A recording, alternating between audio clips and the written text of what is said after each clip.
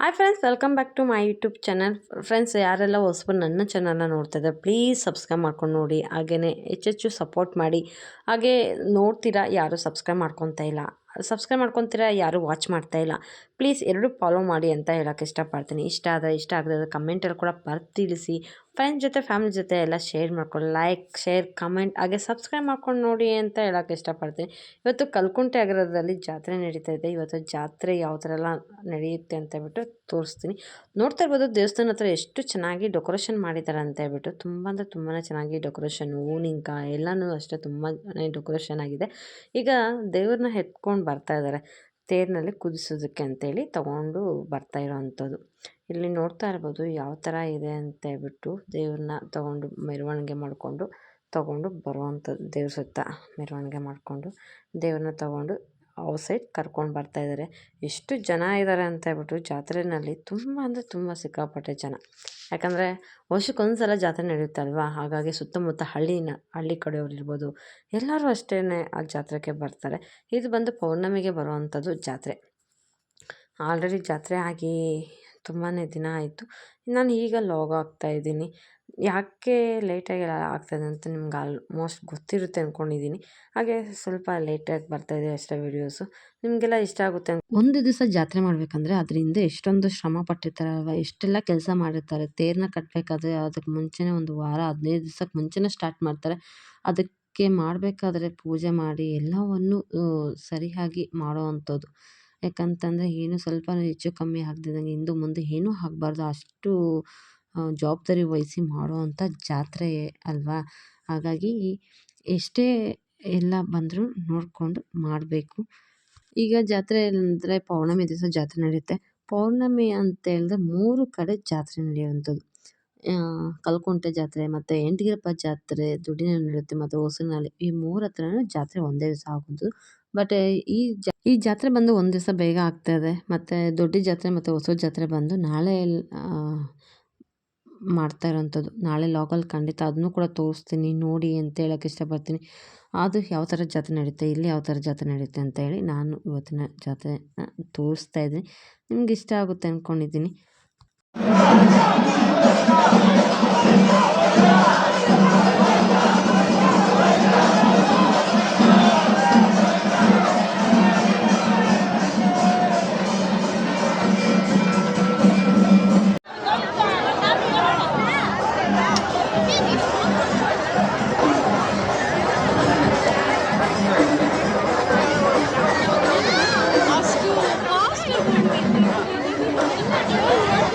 Friends, ಈಗ ದೇವ್ರನ್ನ ತಗೊಂಡು ಆಚೆ ಬಂದಿದ್ದಾರೆ. ಬಂದಮೇಲೆ ತೇರು ಸುತ್ತ 3 ಸುತ್ತು ಬಂದು ಪ್ರದಕ್ಷಿಣೆ ಹಾಕಿ ಆಮೇಲೆ ತೇರು ಒಳಗಡೆ ಕುದಿಸುವಂಥದ್ದು.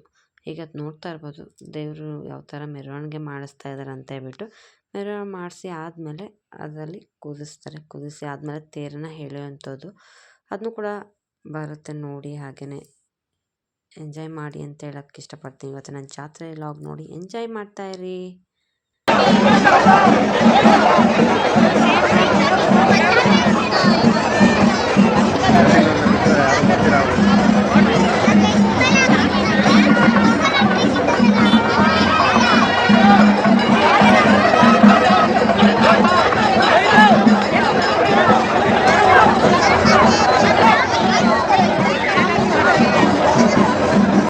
ಫ್ರೆಂಡ್ಸ್, ದೇವ್ರ ಸುತ್ತ ಮೆರವಣಿಗೆ ಬಂದಾದಮೇಲೆ ಈಗ ದೇವ್ರನ್ನ ತೇರಲ್ಲಿ ಕುದಿಸಿದ್ದಾರೆ. ತೇರಲ್ಲಿ ಕುದಿಸಿ ಆದಮೇಲೆ ಇನ್ನೇನು ತೇರನ್ನು ಎಳಿತಾ ಇದ್ದಾರೆ, ನೋಡ್ತಾ ಇರ್ಬೋದು. ತೇರನ್ನ ಎಳಿತಾರೆ, ಅದನ್ನ ಹಾಗೆ ನೋಡಿ ಅಂತ ಹೇಳಕ್ಕೆ ಇಷ್ಟಪಡ್ತೀನಿ.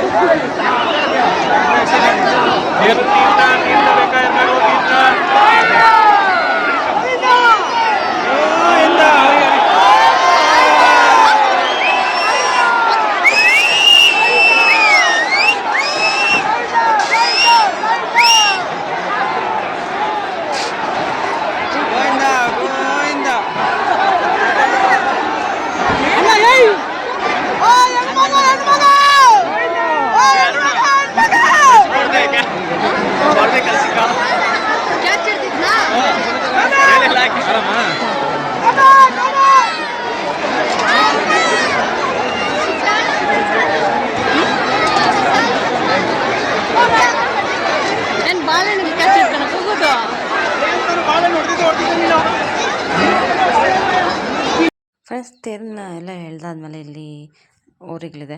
ಊರುಗಳು ಬಂದರೆ ಯಾರು ತಂದ್ಕೊಂಡಿದ್ದೀರಾ? ಹೊರತು ಸಂತೋಷ್ ಅವ್ರದ್ದು ಹಳ್ಳಿಕರು ಒಡೆಯನ ಎತ್ತುಗಳಿವು. ಭೀಮಾ ಮತ್ತು ಅರ್ಜುನ ಇವೆರಡು ಊರುಗಳು ಬಂದಿದೆ. ಇಲ್ಲಿ ನೋಡಿ ಎಷ್ಟು ಚೆನ್ನಾಗಿದೆ ಅಂತ.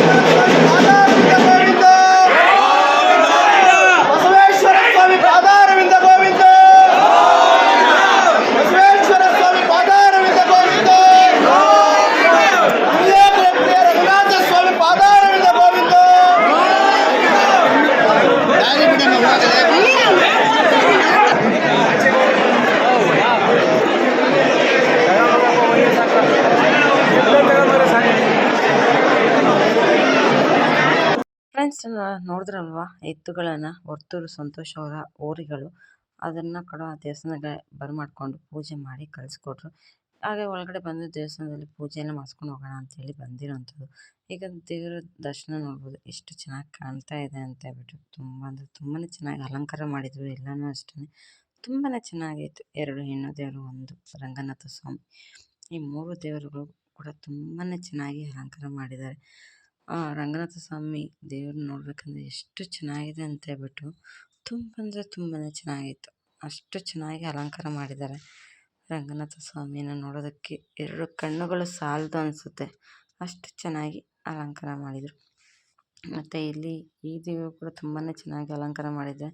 ಫ್ರೆಂಡ್ಸ್, ಈ ವಿಡಿಯೋ ಇಲ್ಲಿಗೆ ಏನು ಮಾಡ್ತೀನಿ. ಮತ್ತೊಂದು ವಿಡಿಯೋ ಮತ್ತೆ ಸಿಗ್ತೀನಿ. ಅಲ್ಲಿವರೆಗೂ ಟೇಕ್ ಕೇರ್, ಬಾಯ್ ಹೇಳ್ತಾ